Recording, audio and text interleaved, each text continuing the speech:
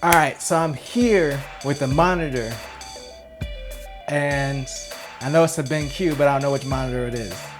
So, super cool unboxing.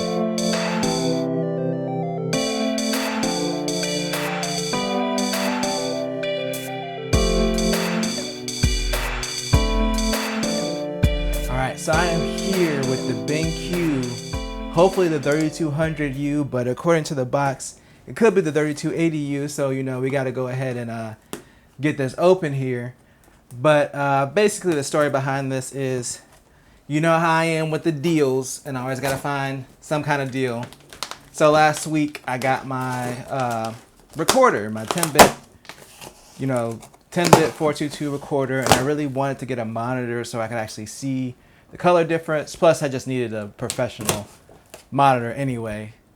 You know, the longer I get in the tooth doing this YouTube stuff. So I was looking around. I wasn't really trying to break $300. And that's when I found this used BenQ 3200U maybe for only $200. Now there's a catch.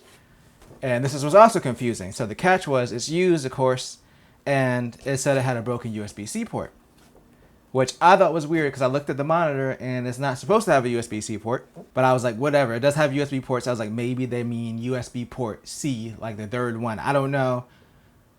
But I got it today, and then on the box it has a different model, which is the 3280U, which is still a good monitor for entertainment, but it's not really what I really want. It is actually a more expensive monitor than the one that I really would have got. So I think right now the 3200U typically retails for around $700. The 3280s around $800, because this has HDR. It's actually a newer monitor if it is the 3280U. So as far as like an upgrade, it would still be an upgrade. It's just not what I want. It doesn't cover as much of the color gambit as the 3200, and it's not really designed for professional work. It still has the 1.07 billion colors that the other monitor has. So either way, I'm going to keep it because for $200, regardless of which monitor it is, as long as it works, I'm keeping it. I would just be a little bit disappointed because I really want the one that's made for design work and not the one that's made for entertainment.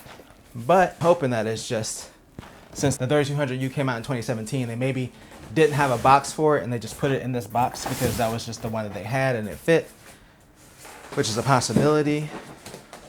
Okay, so that's all that's in the actual box. I guess we'll find out in just a second which monitor this is.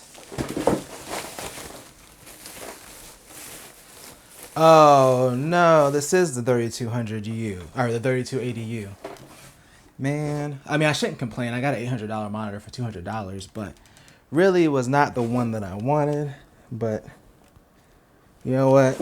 I still got a heck of a deal on it. So either way, this one does have HDR. I mean, I'm not really like, HDR on PC is not like the bomb, so I'm not excited about it. But yeah, there's the USB-C port right there. This is still way more color accurate than the monitor I have now, so that's the reason I'm going to keep it. It's still, like I said, it still has 10-bit color. I knew something was suspicious when they said the USB-C port didn't work. I knew it. I was like, that doesn't sound right. Okay, so it came with the USB-C cable, which I guess it doesn't work. It still has the remote.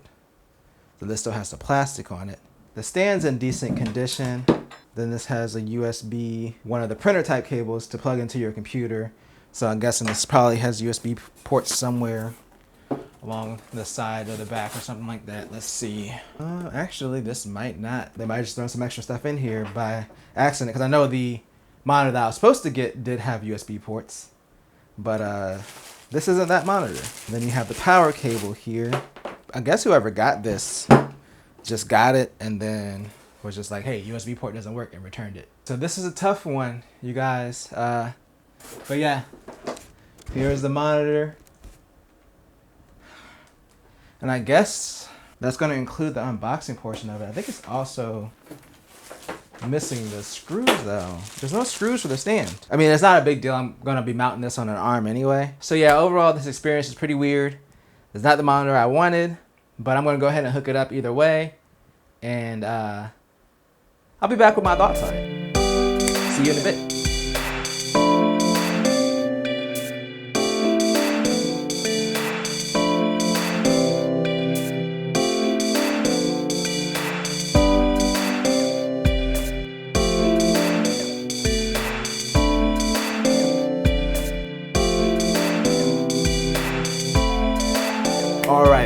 back here with the BenQ EW3280, which is a monitor that I ended up getting, even though I thought I was ordering the BenQ PD3200. So when I recorded the first unboxing part of this video, I literally just got the monitor in the mail and I saw the model number and the picture on the box was different. So I did a quick Google search on that model number. So I had very little information about this monitor. Like, I literally spent like a week researching the other monitor that I was supposed to get. So I was really caught off guard in that first part of the video, which you may have been able to tell by the fact that it was a different monitor, even though, of course, when I got the box, I suspected it. The other thing was, on Adorama's site, that's where I bought it from. I bought it from their used section. It did list the model as the BenQ PD3200.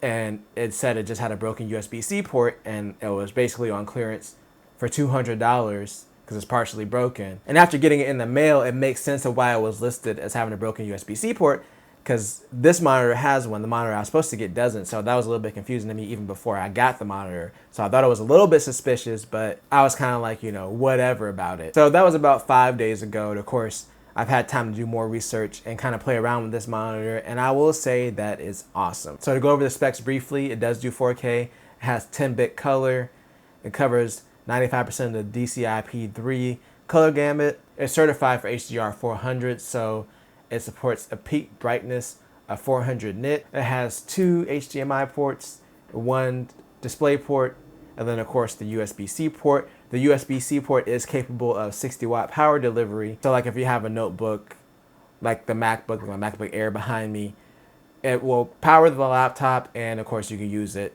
as a display and for external speakers, because this also has built-in speakers. It's 2.1, so of course it has 2 speakers, and then the monitor itself on the back has a built-in subwoofer. And then of course, one of the things unique to this monitor is it does have the remote. Now, personally, as far as the aesthetics of the monitor, I would have preferred it not to have speakers, just because I don't particularly care for the grill at the bottom. It's kind of grown on me, or at least I've just learned to like kind of ignore it, because I don't really use the built-in speakers anyway. And speaking of those, they're not too bad. I'd say they're probably better than some $10 speakers you would probably get, you know, at Walmart or something like that. But they're not going to be better than maybe like some $40 to $50 speakers or above. If you don't particularly care about audio that much and you just want to use the built-in speakers, they're fine. They might be better than your laptop depending on the laptop. So I'll go ahead and give you a quick audio test. It's not going to be the most accurate test because it's still recording into a microphone, so it's not going to sound 100% like you would hear in real life. But let's go ahead and hop into it just so you can kind of get an idea of the differences.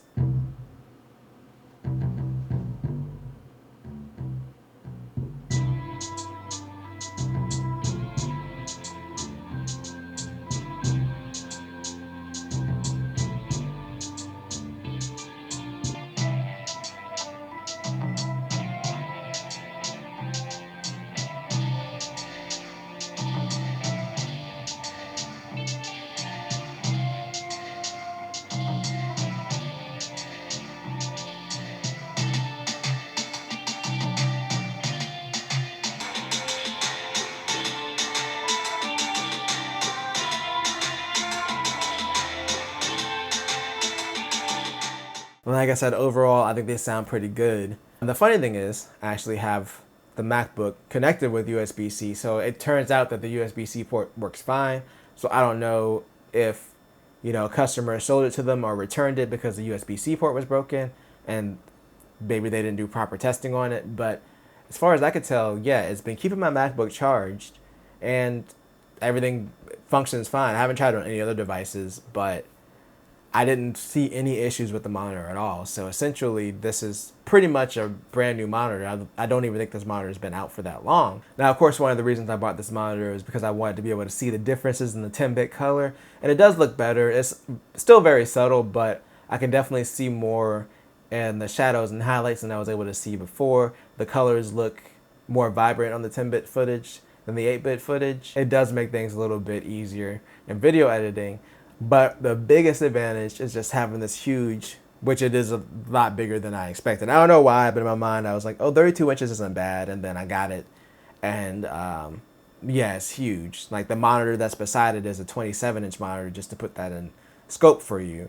And 27 inches, already starting to get on the bigger side for a single monitor. So yeah, this thing is enormous. But yeah, it's actually a good thing because now when I have DaVinci Resolve open, I get so much more room where I don't have to drag stuff around or switch it. I get everything on one screen.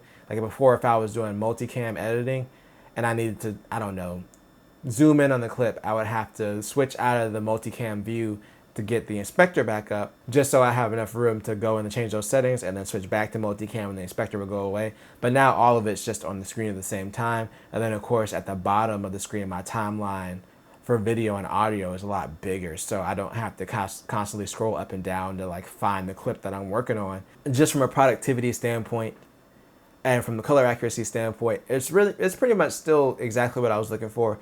Of course, the PD3200 would have been nice because it had those pre-calibrated modes, for color work. This one does have a Rec 709 mode, but it really is more so for entertainment. It's not specifically for videos. So it's a better all-around monitor kind of for everything. Like it's okay at gaming, it's only 60 hertz, so you won't get high refresh rates.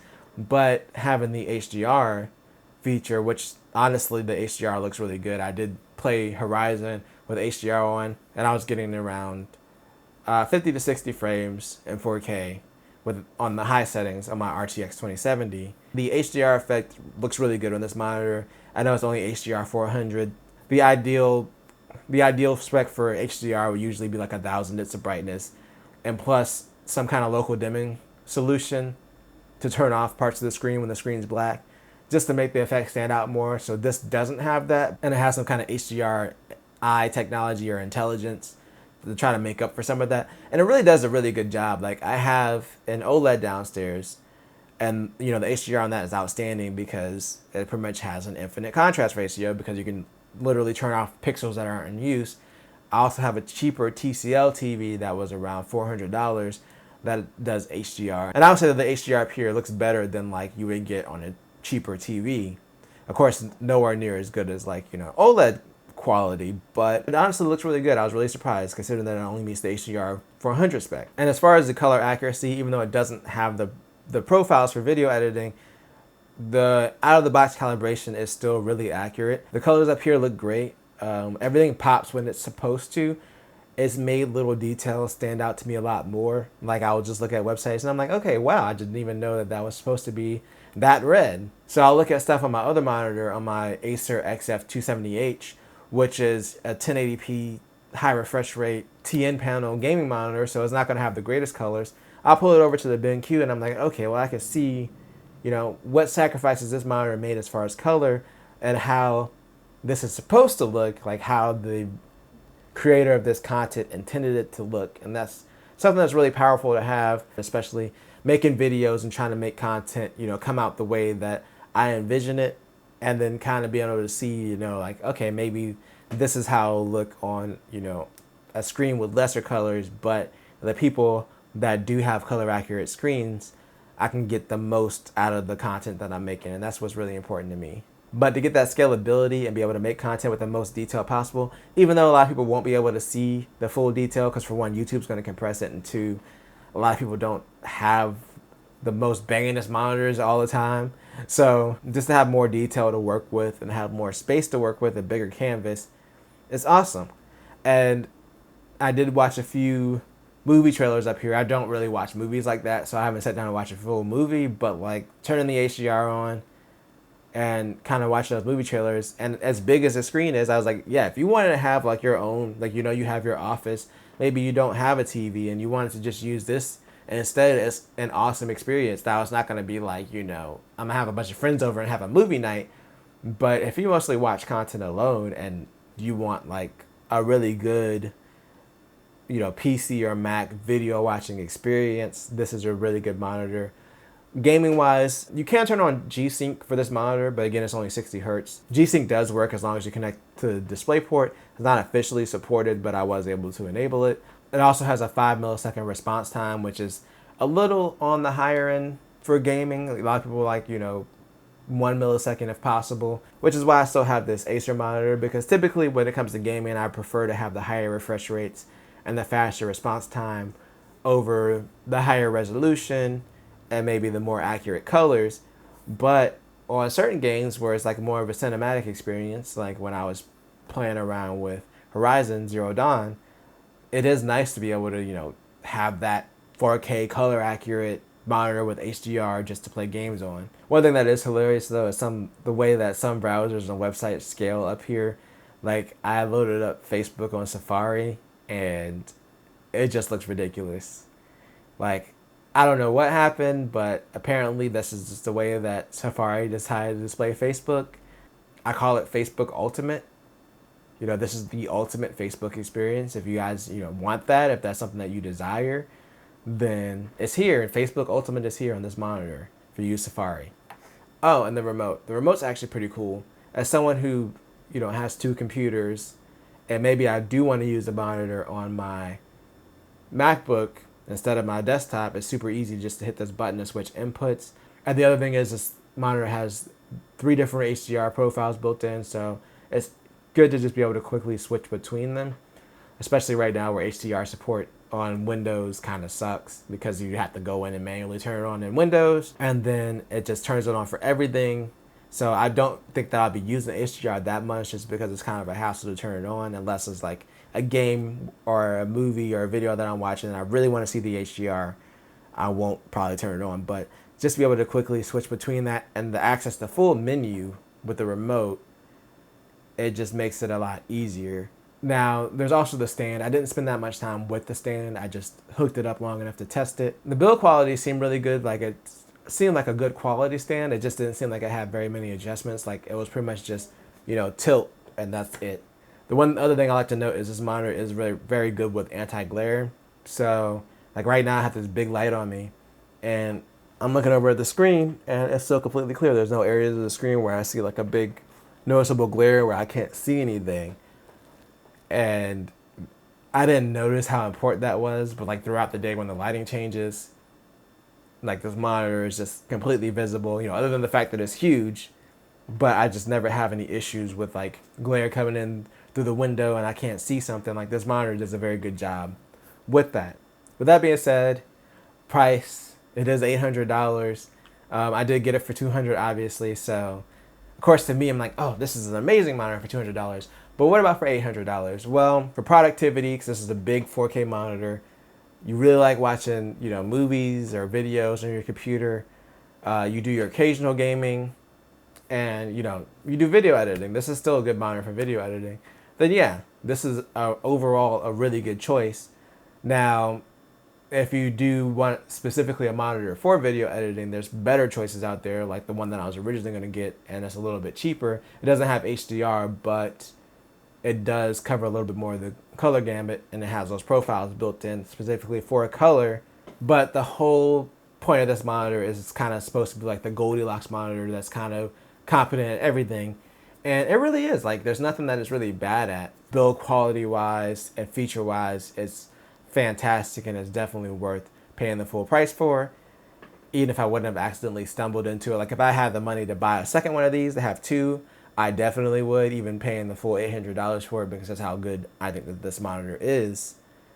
But if you are looking for something for gaming or specifically for video editing, then there are, like I said, better choices. Anyway, that's it for the BenQ EW3280.